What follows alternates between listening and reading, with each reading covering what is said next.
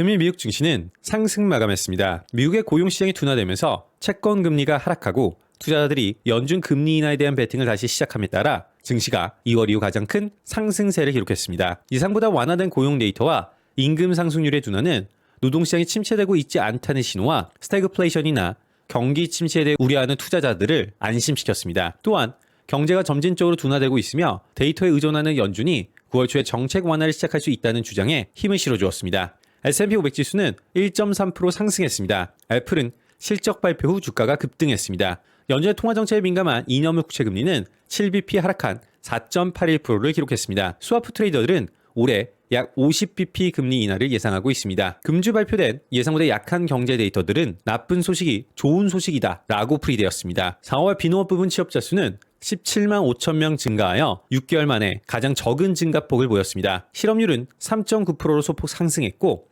임금 상승세도 둔화되었습니다. 카슨그룹의 소누 바르게세는 예상보다 완화된 고용 보고서는 인플레이션을 지속적으로 높게 유지할 경제의 힘이 없음을 시사한다. 이는 올해 금리 인하 가능성을 증가시킨다 라고 전하였습니다. 시카고 연은의 굴스비 총재는 오늘과 같은 추가적인 고용 보고서가 경제가 과열되지 않고 있다는 확신을 줄 것이다. 연준의 보우먼 이사는 인플레이션이 당분간 높게 유지될 가능성이 높지만 현재 수준의 금리를 유지한다면 결국 물가 상승이 둔화될 것이다 라고 전하였습니다. 에버코어의 크리슈나 구원은 4월 고용보고서는 전반적으로 약세를 보였다. 해당 데이터는 연준이 5월 회의에서 갑작스럽게 매파적인 입장을 변화하지 않을 것을 정당화한다. 우리는 연준이 9월에 금리 인하를 시작할 것이라는 우리의 기본 시나리오에 조금 더 확신을 갖게 되었다.